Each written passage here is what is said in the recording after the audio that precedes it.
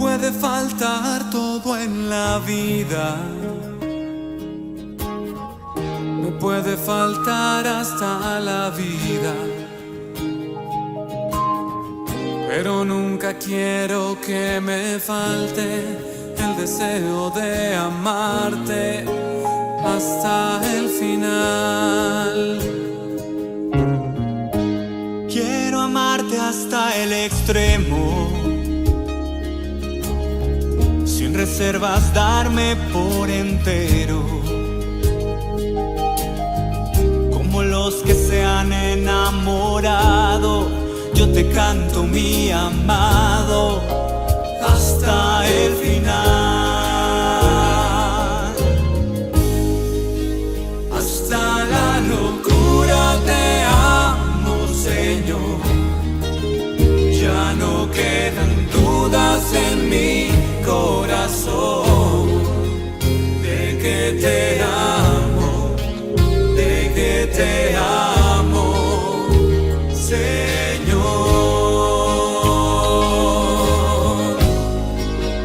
Hasta la locura te amo, Señor.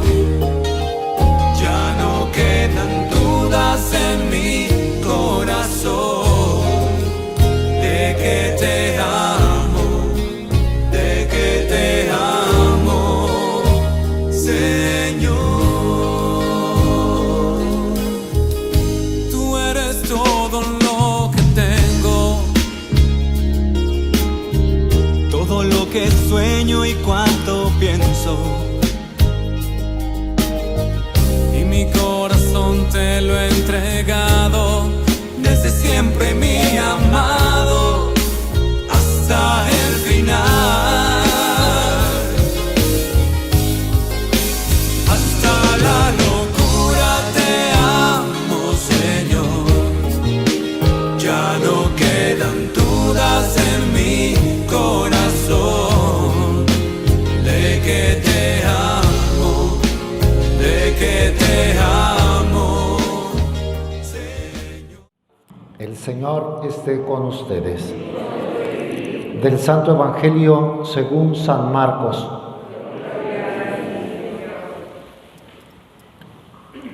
En aquel tiempo Jesús dijo a la multitud: ¿acaso se enciende una vela para meterla debajo de una olla o debajo de la cama? ¿No es para ponerla en el candelero? Porque si algo está escondido es para que se descubra, y si algo se ha ocultado es para que salga a la luz. El que tenga oídos para oír, que oiga. Siguió hablándoles y les dijo: pongan atención a lo que están oyendo. La misma medida que utilicen para tratar a los demás, esa misma se usará para tratarlos a ustedes, y con creces. Al que tiene se le dará, pero al que tiene poco, aún eso poco se le quitará. Palabra del Señor. Puedan sentarse un momento. El Evangelio de hoy trae 3 expresiones de Jesús, 3 dichos de nuestro Señor, que es posible que los haya dicho en distinta ocasión, y el evangelista San Marcos junta los 3, y los 3 tienen enseñanza para nuestra vida, como toda la palabra de Dios. Es luz para nuestros pasos, lámpara que nos guía la palabra de Dios. Vamos a reflexionar sobre esos 3 dichos. El primero es este: ¿acaso se enciende una vela para meterla debajo de una olla o debajo de la cama? Sería absurdo, ¿no?, que alguien prenda una vela y la oculte. Le pongo una olla, pues se apaga. ¿Para qué la prendes? O debajo de la cama, como es que es un absurdo. La vela es para iluminar. En aquel tiempo no tenía luz eléctrica, las casas se iluminaban con lámparas o velas, y era necesario tener para todo. Todavía hay restos de lamparitas de la época de Jesús, de barro, algunas, otras más sofisticadas, pero era necesario iluminarse porque la oscuridad no permitía que se pudiera hacer nada bien, ni comer, ni barrer, ni convivir. La luz era necesaria. Entonces, la luz es para iluminar. ¿A qué se refiere con esto nuestro Señor? Que si nosotros lo conocemos a Él, que es la luz del mundo, tenemos que darlo a conocer, iluminar a los demás. Un cristiano que no ilumina no es buen cristiano. Es decir, que proclamemos su palabra, que lo demos a conocer, que hablemos de Él. Todas las épocas ha sido necesario que los propios cristianos transmitan la luz, pero creo que en esta época es más necesario. Hay tanta ignorancia, tantas tinieblas, tantas personas que incluso son bautizadas, que no saben lo que Jesús dijo, no saben vivir como Jesús manda. Es necesario que alguien que esté iluminado con la luz les encienda la vela para que ellos también sean iluminados. Hay que transmitir la luz. No es lo que Dios nos da, no es para nosotros mismos, es para transmitirlo. Una experiencia que cada quien haya recibido del contacto con Dios lo tiene que transmitir. De palabra, a veces, y siempre de obra. Hay ocasiones que no, los demás no nos van a escuchar, pero sí nos pueden ver. No es necesario hablar siempre. Si es necesario, hay que hablar. Si el otro está abierto para una palabra, hay que hablar. Pero también se puede transmitir la luz con la propia vida. ¿Se acuerdan de aquella anécdota de San Francisco de Asís? Se las recuerdo. Está en las Florecillas de San Francisco, una obra que habla de lo que él vivió. Pleno invierno, con nieve en aquellos lugares, y le dijo Francisco a Fray León: hermano, vamos a predicar. Sí, Padre Francisco, lo que tú me digas, tú vas a hacer lo que yo haga. Se quita el hábito con la parte de arriba de la espalda, pleno invierno, el frillazo, se descubren como loquitos los dos frailes, Francisco y León, y se fue caminando, y Fray León lo veía, a ver a qué horas empezamos a predicar. Dieron una vuelta, así desnudos del torso, una vuelta, y se regresaron, y le dijo Fray León: Padre Francisco, ¿y a qué horas vamos a predicar? Ya predicamos, ya dimos testimonio de que hay que aceptar la naturaleza como Dios nos la da y que se puede resistir aún el frío sin cubrirnos. Toda una predicación. Y en otra ocasión también esto lo escribió Francisco, ya que me acordé de las Florecillas. Francisco decía a un hermano, una noche también de viento, de lluvia, que habían caminado mucho y estaban a punto de llegar al convento, y le dice al fraile: mira, hermano, si llegamos y en lugar de abrirnos la puerta nos empiezan a aventar nieve y nos maldicen y nos rechazan y no nos dejan que entremos y no nos ofrecen nada de comer, sino que al contrario nos dicen: ustedes son unos ladrones, váyanse, y nos corren. Si nosotros nos mantenemos en silencio y aceptamos todo eso por amor a Dios, con eso estamos dando un buen testimonio. O sea, en la vida práctica, actuando bien, podemos predicar el Evangelio, ser luz para los demás. Si yo les preguntara, si yo me preguntara, ¿estaremos siendo luz o tinieblas? Porque también podemos ser tinieblas. En lugar de acercar, alejamos a los demás. Nos conocen que somos cristianos, pero ve cómo vive, menos me acerco yo a Dios con ese antitestimonio. Así podemos ser. Entonces, la luz es para iluminar, primer dicho. Segundo, la misma medida que utilicen para tratar a los demás, esa misma se usará para tratarlos a ustedes y con creces. Como ustedes sean con su prójimo, así será Dios con ustedes. ¿Cómo somos? Sobre esto predicó el Papa Francisco en la misa de Santa Marta hoy. Solo sobre este segundo dicho se basó en él. Y él decía que a veces la medida que usamos es medida de humillación a los demás, de desprecio, de daño, de brutalidad, de impiedad, de falta de misericordia. Esa medida usamos con los demás, somos así terribles. ¿Cómo vamos a esperar que Dios tenga misericordia de nosotros? Jesús lo dice ahora. La misma medida con que midan, con esa misma se medirá a ustedes. En cambio, el que tiene una medida cristiana, imitando a Jesús, de misericordia, de compasión, de servicio, de humildad, de amor, así lo va a tratar Dios en el juicio.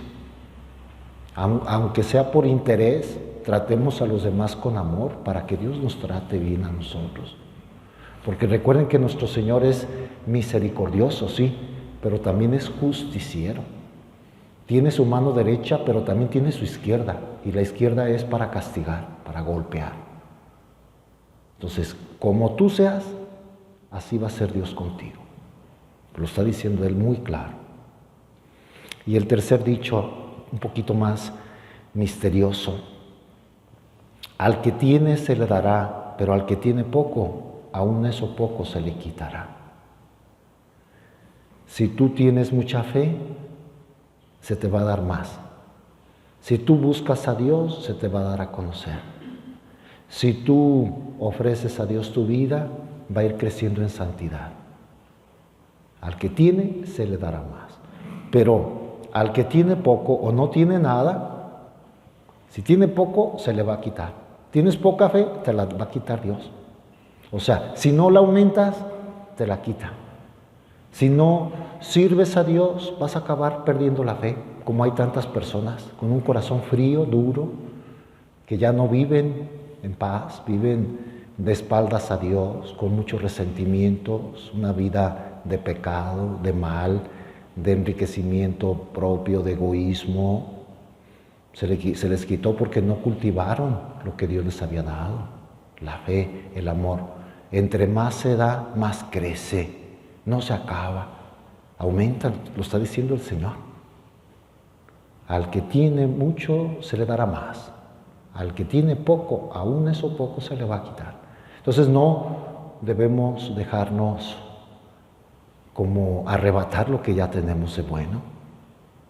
Oras mucho, Dios te va a dar un espíritu de oración cada vez más perfecto. Amas mucho, tu amor va a aumentar. No oras, vas a acabar por no orar nada. Aún eso poco se le quitará. No tienes amor a los demás, si tuvieras alguna pizca, se te va a quitar. Como hay muchos, insisto, que han caído en esto. El Señor no nos engaña.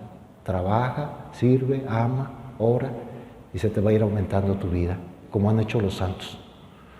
Muchos años de esfuerzo y de sacrificio para alcanzar la santidad. Hoy recordamos a San David Galván. Yo he leído algún libro sobre el padre Galván. Le costó mucho trabajo servir a Dios. Era de un temperamento difícil, medio pagado de sí mismo, medio sensual. De hecho, salió del seminario,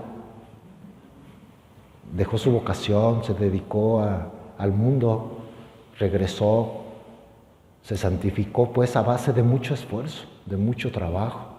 Narra por ahí incluso un viaje que hace a la Ciudad de México con otro santo. Se juntaron dos santos, San David Galván y San José María Robles, y cuenta lo que visitaron el Zócalo en aquella época, principios del siglo XX, y varios lugares de Michoacán. Ya en esa época los dos pues, eran muy unidos a Dios, pero antes le costó al padre Galván, pero tuvo mucho y se le dio mucho, porque él se esforzó. Y Dios le dio la corona del martirio, porque recuerden que el martirio es un don de Dios. Generalmente corona Dios con el martirio la vida santa, generalmente. O sea, no es que alguien de repente, siendo muy alejado de Dios, se le va a dar la oportunidad de dar su vida por él. El martirio es coronación de una vida santa. Y el padre Galván alcanzó el martirio por circunstancias pues humanas, por defender el matrimonio, oponerse a que un militar se casara con una muchacha siendo él casado, por defender la santidad del matrimonio, le tomó mucha enemistad ese militar, creo que era teniente, y por eso lo mató, por eso lo emboscaron y lo fusilaron en tierras tapatías. No sé si haya otros, pero me parece que es el único santo que murió en Guadalajara. Los demás han muerto fusilados, ahorcados en otras partes. El Padre Galván es de aquí. O sea, él santificó estas tierras. De paso, hay que dar gracias a Dios del ejemplo tan bueno que tenemos.